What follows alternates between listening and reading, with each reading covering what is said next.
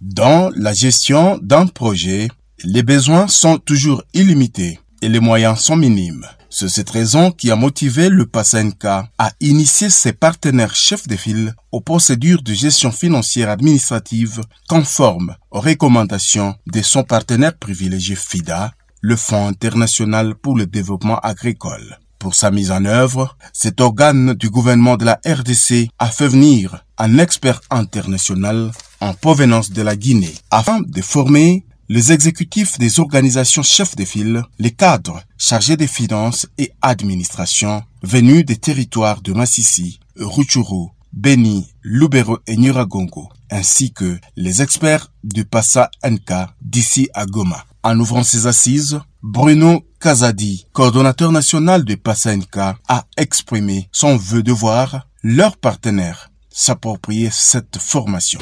La circonstance qui nous unit a pour objet de renforcer les capacités des partenaires d'exécution du PASA-NK en gestion financière et administrative en vue d'assurer une gestion conforme aux normes de financement FIDA caractérisée par la transparence, l'efficience et l'efficacité. L'utilisation du système OHADA révisé est une nécessité aujourd'hui dans la gestion financière et surtout dans la tenue de la comptabilité. Un logiciel comptable, TomproWave, a fait l'objet d'initiation auprès de tous les partenaires que vous êtes. Et aujourd'hui, il faut apprendre les normes de la gestion financière et administrative pouvant soutenir l'utilisation de ces logiciels et atteindre les objectifs du projet.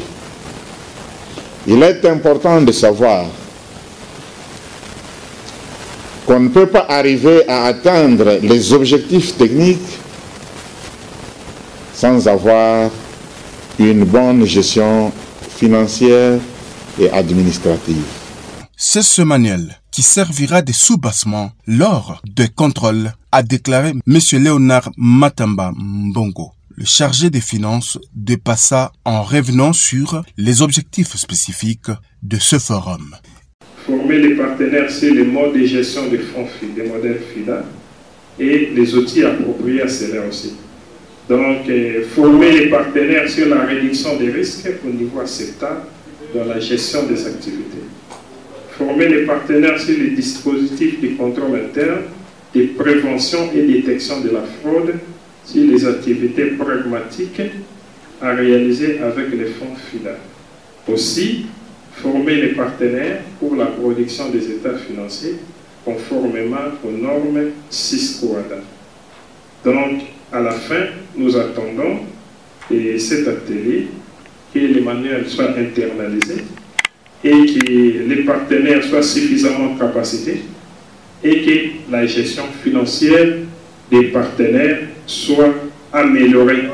Et pourquoi pas pour devenir un modèle de la province, de la RDC.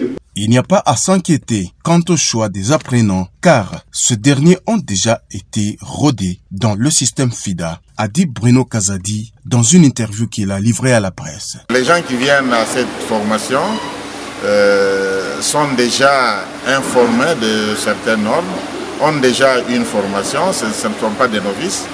En principe, ce sont des personnes qui ont la formation comptable, qui ont la formation financière et qui ont déjà travaillé 2 ans avec FIDA. Ils ont déjà été initiés aux normes standards de FIDA. Maintenant, on a voulu juste renforcer pour les rendre beaucoup plus professionnels et puis beaucoup plus spécialistes dans la gestion de financement de FIDA. De ce côté-là, pas d'inquiétude. Je pense que tout a été mieux calculé pour que dans 5 jours, les partenaires puissent s'approprier de ce manuel simplifié. Et c'est pour la raison pour laquelle on dit même on va utiliser un manuel simplifié. Donc on a voulu adapter les normes financières administratives à des organisations paysannes et au service de l'État. Donc pas d'inquiétude pour cela, monsieur le directeur. À la fin de cet atelier, le participant doivent être capables d'appliquer les normes financières et administratives qui sont conformes aux recommandations du financement FIDA. Et arriver aussi à améliorer leur gestion financière et réduire aussi les risques au niveau de la gestion financière. Voilà tout ce que nous attendons au terme de cette formation. À ce premier jour, le formateur Mokhtar Bari a introduit sa matière en donnant le contenu et le bien fondé du guide fiduciaire. La cellule technique, elle peut être mise en place, c'est une cellule ad hoc, à chaque fois qu'un projet est décroché. Et ensuite, il y a l'organigramme. Cela, on a juste proposé dans le truc local de Kosenki, mais c'est juste une proposition. Chaque organisation doit adapter ses textes, c'est-à-dire ses statuts et son règlement intérieur, conformément à ce Caneva, mais dans le manuel. Le reste est partagé, c'est transversal. Ensuite, nous verrons au deuxième chapitre les procédures administratives.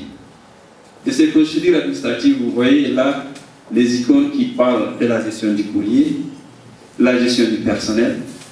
Donc là, pour le courrier départ, le courrier arrivé, la façon dont avec aujourd'hui l'informatique, comment on doit gérer le courriel.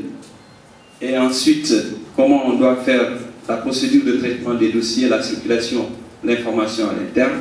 Donc on verra ça ensemble. Ensuite, on verra sur la gestion des ressources humaines. Du moment où j'initie à avoir une ressource humaine, jusqu'au moment où je vais me séparer de la ressource humaine. Après 5 jours de formation, les participants auront une compréhension commune des procédures et de la méthodologie des réalisations par les parties prenantes et les outils de repérage, de rapportage financier et technique seront partagés ainsi que les séquences de rapports connus de tous les participants.